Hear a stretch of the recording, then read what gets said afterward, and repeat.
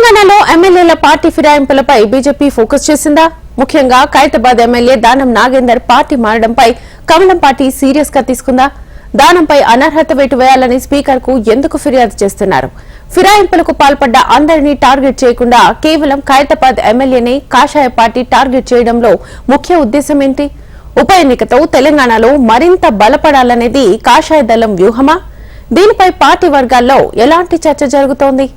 Watch this HMTV story. ఇప్పుడు ఏం నడుస్తోంది అంటే పార్టీ ఫిరాయింపులు నడుస్తున్నాయి. కారు పార్టీలో గెలిచిన నేతలు హస్తం వైపు చూస్తున్నారు. ఒక్కొక్కరుగా జంప్ అయిపోతున్నారు. దీంతో బీఆర్ఎస్ పార్టీ గుర్తుపై గెలిచి కాంగ్రెస్ లో చేరిన ఎమ్మెల్యేలపై వేటు వేయాలని కమలం పార్టీ పట్టుబడుతోంది. రాజ్యాంగాన్ని తుంగలో తొక్కి అధికార కాంగ్రెస్ పార్టీ ఫిరాయింపులకు పాల్పడుతోందని తక్షణమే సుప్రీంకోర్టు తీర్పును పరిగణనలోకి తీసుకుని స్పీకర్ 90 రోజుల లోపు పార్టీ మారిన ఎమ్మెల్యేలపై అనర్హత వేటు వేయాలని గుర్తు చేస్తోంది. ఫిరాయింపు ఎమ్మెల్యేల సభ్యత్వాన్ని రద్దు చేయాలని కేవలం డిమాండ్ చేయడమే కాదు, స్పీకర్ కు ఫిర్యాదు చేసేందుకు కూడా లోటస్ పార్టీ రెడీ అయింది. స్పీకర్ ను కలిసే ప్రయత్నం చేస్తున్నా ఆయన అందుబాటులోకి రావడం లేదని బీజేఎల్పీ నేత మహేశ్వర్ రెడ్డి అంటున్నారు. ఫిరాయింపునకు తెరతీసిన ఎమ్మెల్యే దానం నాగేందర్ పైన మొదటగా అనర్హత వేటు వేయాలని కోరామన్నారు. దానం బీఆర్ఎస్ ఎమ్మెల్యేగా గెలిచి ఆ తర్వాత హస్తం పార్టీలో చేరి ఎంపీగా పోటీ చేయడాన్ని బీజేపీ తీవ్రంగా తప్పుపడుతోంది. ఆధారాలు సేకరించి స్పీకర్ కార్యాలయంలో సమర్పించారు. అలాగే స్పీకర్ కు మెయిల్ పంపారు. స్పీకర్ అందుబాటులోకి రాగానే నేరుగా వెళ్లి స్పీకర్ కు ఫిర్యాదు చేస్తామని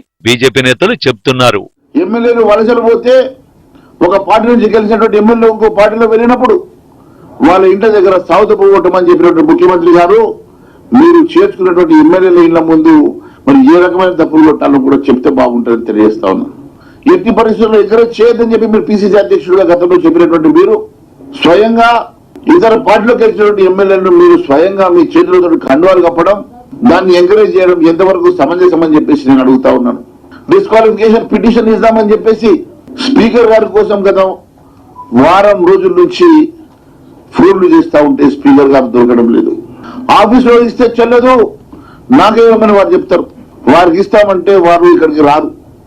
ఏ సమయంలో వస్తారో తెలియదు. ఒక పార్టీ నుంచి గెలిచిన వ్యక్తి మీ పార్టీ నుంచి అభ్యర్థిగా పోటీ చేసి సాక్ష్యాధారాలతో ఆయన పార్టీ మారినట్టుగా రుజువులు ఉన్నప్పటికీ ఆయన మీద ఎలాంటి చర్యలు తీసుకోకపోవడం ఇది నిజంగా బాధాకరం ప్రజాస్వామ్యం అని చెప్పి తెలియజేస్తా ఉన్నారు. సుప్రీంకోర్టు వర్డిక్ట్ ఉన్నది, 5 బెంచ్ తీర్పు ఉన్నది. ఎట్టి పరిస్థితుల్లో 90 రోజుల లోపల చర్యలు తీసుకోవాలని చెప్పి ఇచ్చినటువంటి తీర్పు ప్రకారం ఇప్పటికీ 5-6 పార్టీలో చేర్చుకున్నట్టుగా చెప్తా ఉన్నారు. నిజంగా నీకు ప్రజాస్వామ్యం మీద నమ్మకం ఉంటే, నీకు ప్రజల మీద నమ్మకం ఉంటే వాళ్ళతో రాజీనామా చేయించి ప్రజాక్షేత్రంలో తీర్చుకున్నాం రండి.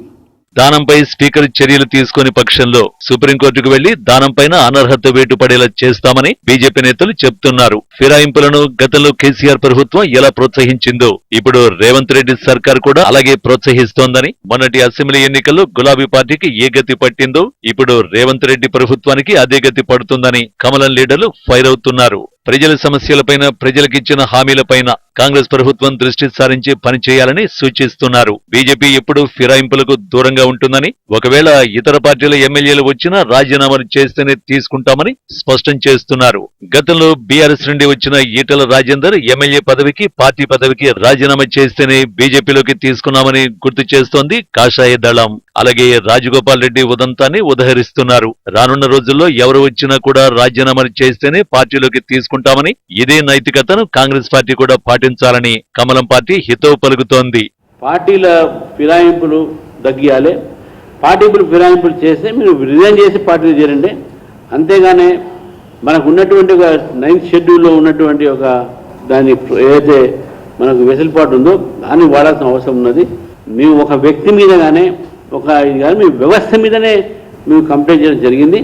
కాబట్టి డెఫినెట్గా మాకు పూర్తి అధికారం ఉంది. కిషన్ రెడ్డి గారి మీద పోటీ చేసింది ఎవరు, ఆయన గతంలో ఏ పార్టీని గెలిచారు, ఏ పార్టీ అసలు మొత్తం ప్రజాస్వామ్యం పరిహాసం చేస్తుంది తెలంగాణ. కాబట్టి ఆ ఆవేదనతో మేము కంప్లైంట్ చేయడం జరిగింది. మొదటగా దానంపై అనర్హత వేటు పడేలా చేస్తే అది తమకు అనుకూలంగా మారుతుందని బీజేపీ ప్లాన్ గా పొలిటికల్ అనలిస్టులు విశ్లేషిస్తున్నారు.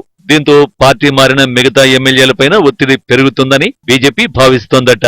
రాబోయే రోజుల్లో పార్టీ మారాలనుకునే ఎమ్మెల్యేలు వెనకడుగు వేస్తారని ఆలోచనలో ఉందట కమలం పార్టీ.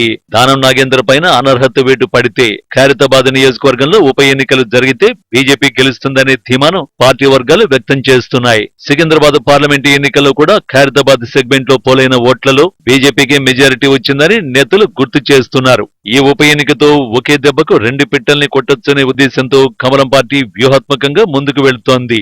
ఉప ఎన్నికలో గెలిస్తే రాష్ట్ర ప్రభుత్వంపై అప్పుడే వ్యతిరేకత మొదలైందని, ప్రజలు బీజేపీ వైపు చూస్తున్నారనే సంకేతాలను జనాల్లోకి పంపించాలన్నది బీజేపీ ప్రయత్నం. బీఆర్ఎస్ ను సైడ్ ట్రాక్ చేసి కాంగ్రెస్ కు బీజేపీనే ప్రత్యామ్నాయమనేలా పోటీలో నిలవాలని కాషాయ నేతలు ఎప్పటి నుంచో ప్రణాళికలు రచిస్తున్నారు. తెలంగాణలో బీజేపీకి పట్టు దొరికిందే ఉప ఎన్నికల ద్వారా. దీంతో అదే స్ట్రాటజీని కాంగ్రెస్ పైన ప్రయోగించాలని చూస్తున్నారు లోటస్ లీడర్లు. మరి పార్టీ ఫిరాయింపు ఎమ్మెల్యేలపై వేటు వేయాలని స్పీకర్ పైన ఒత్తిడి తెస్తున్న బీజేపీ ఎంతవరకు సక్సెస్ అవుతుందో వేచి చూడాలి.